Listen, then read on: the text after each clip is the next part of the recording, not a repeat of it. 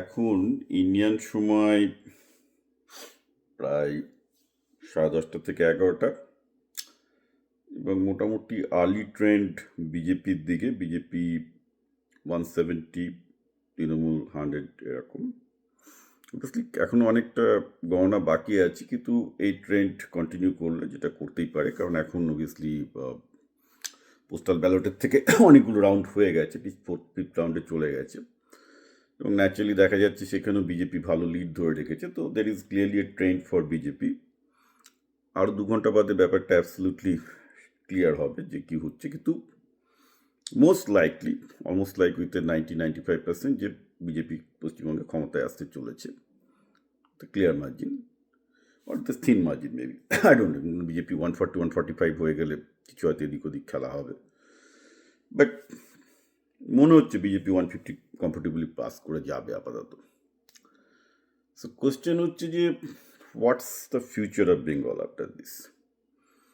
এখনই বলা উচিত নয়, আরও 2 ঘন্টা আমাদের ওয়েট করতে হবে, কিন্তু there is going to be a lot of things. But আমি আজকে ভিডিওটা করছি একটাই কারণ, সেটা হচ্ছে এফেক্ট অফ চায়না। অনেকেই আমরা চোখের সামনে যেটা দেখতে পাই সেটাই দেখতে পাই, কিন্তু তার বাইরে যে একটা অদৃশ্য শক্তি কাজ করে সেটা দেখতে পায় না। এখন এই মুহূর্তে আমি যদি বলি যে ভারতের নির্বাচনে যেভাবে হচ্ছে, ভারতের নির্বাচন যেভাবে হচ্ছে, তার উপর চায়না বিশেষ ভর করে আছে, চায়নায় যা ঘটছে, তাহলে আপনারা হয়তো 2+2 4 করতে পারবে না। এবার আমি একটু বুঝিয়ে বলি। দেখুন, আমি বারবার করে বলে আসছি যে বিজেপি একদলীয় শাসনের দিকে যেতে চাইছে, এবং তার পেছনে একটা বড় জনগণের সাপোর্টও আছে, এবং এর মূল কারণ হলো চায়না। দেখুন, লোকজন দেখছে যে চায়না তার লোকজনকে চাকরি দিতে পারছে, পৃথিবীর মধ্যে আমেরিকাকে টক্কর দিচ্ছে, রাইট, নিজের বলে দাঁড়িয়ে আছে, এবং চায়নায় ব্যাপক ইয়ে হচ্ছে। এবং যেটা দেখা যাচ্ছে আর কি, মেক ইন ইন্ডিয়া করতে গিয়েও মেক ইন ইন্ডিয়ার ওই 90% পার্টস চায়না থেকে আসছে, কিছুই হচ্ছে না।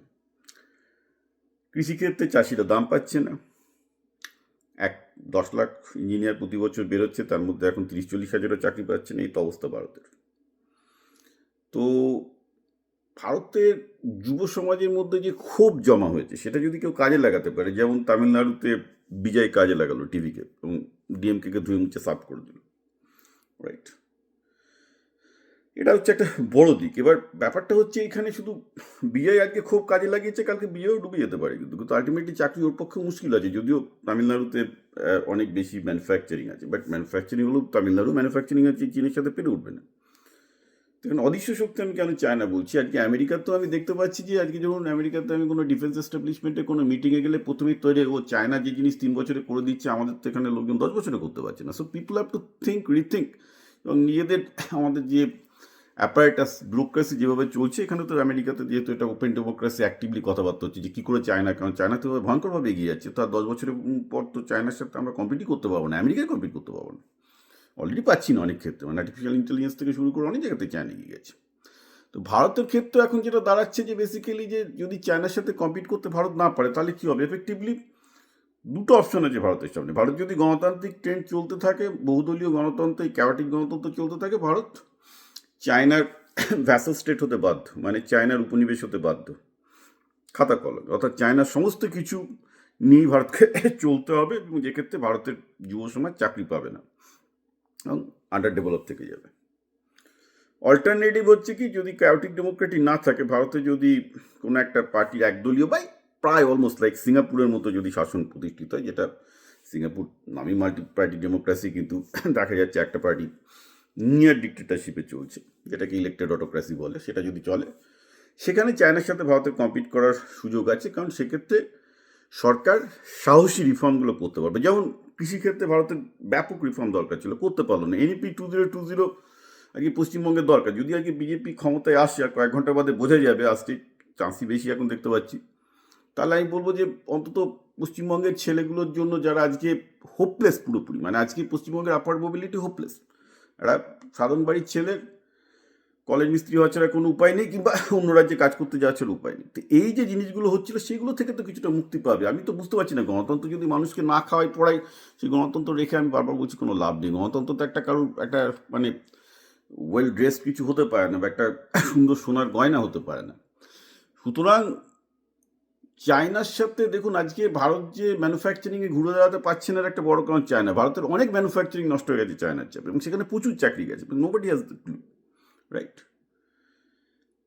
সুতরাং একটা জিনিস খেয়াল রাখতে হবে যে বেসিক্যালি যে জায়গাটায় ভারত যাচ্ছে, এবং because of the fact China effect, তাতে কিন্তু ভারতের রাজনীতিতে আগামী দিনে লিবারাল স্পেকট্রাম, লিবারালরা আমার পুত্র রেগে যায়, বাট দেখুন আমি কেউ নই, আমি শুধু ওই রবীন্দ্রনাথ যেটা লিখেছিলেন, কালের যাত্রার ধ্বনি শুনিতে কি পাও, আমি শুধু ইতিহাস পড়েছি সারা জীবন, তাই আমি কালের যাত্রার ধ্বনি শুনতে পাই।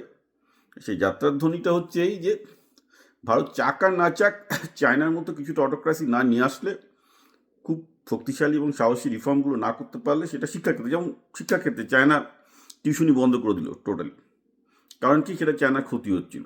ভারত পারবে না, পাচ্ছে না, এক তো গণতন্ত্র এটা সম্ভবই না, কারণ এত লোক টিউশনি করে খায়, কী করে করবে? কিন্তু চায়না তো তাই, অনেক ছেলেপেলে টিউশনি করে খেতে, কিন্তু বন্ধ করলো কারণ রাষ্ট্রের জন্য দরকার, কারণ তা না হলে ওরা নিজেরাই দেখতে পাচ্ছিল যে সমাজের ক্ষতি হয়ে যাচ্ছে, এটা আমি বারবার করে বলে আসছি, কিন্তু কেউ শুনবে না।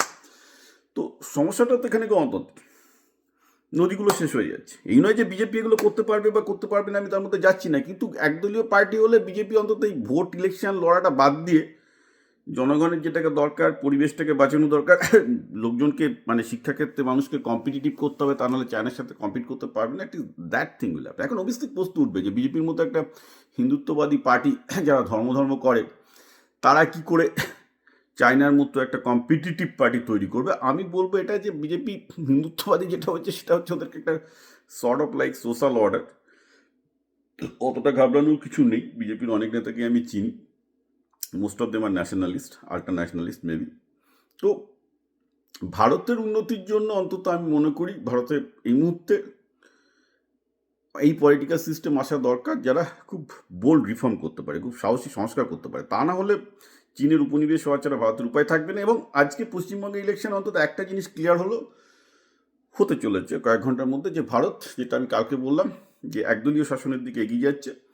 অ্যান্ড এগেন দ্যাট আমি অপোজ করবো না, আমি বলবো যে that might be good for India, because আপাতত আমি যেটা দেখতে পাচ্ছি বহুদলীয় গণতন্ত্র, এবং যেটা বলছি তার মেন কারণ ভারতের একটা ডিফাঙ্ক্ট সংবিধান, অর্থাৎ সংবিধানটাই গণতন্ত্রের জন্য ঠিক না, অটোক্রেসির জন্য ঠিক না, এটা একটা জগা খিচুড়ি জিনিস তৈরি হয়েছিল স্বাধীনতার পর, এবং তার অনেক হিস্ট্রি আছে। তার জন্য বাবা সাহেব নিজেই বলেছিলেন এই সংবিধান কোনো কাজের না। যিনি সংবিধানকে আপনি যাদেরকে সংবিধানের রচয়িতা বলেন, তিনিই বলছেন এই সংবিধানের তিনি আগুনে পোড়াতে চান, because it's really going to heart India, এটা উনি বলে গেছিলেন। সো ন্যাচারালি তার আফটার এফেক্ট আমরা দেখতে পাচ্ছি। সুতরাং এই মুহূর্তে একটা কথাই বলা যেতে পারে যে যে পরিবর্তনটা আসছে ভারতবর্ষে, তার পেছনে চায়নার ভূমিকাটা, অর্থাৎ চায়নার অদৃশ্য ভূমিকাটা অনেক বেশি। মনে হচ্ছে এটা পশ্চিমবঙ্গের ইলেকশন, কিন্তু overall scheme of the thing চায়নার সাথে কম্পিট করতে না পারাটাই কিন্তু মেজর কারণ যে ভারতবর্ষ আস্তে আস্তে একদলীয় দেশ শাসন ব্যবস্থার দিকে এগিয়ে যাবে।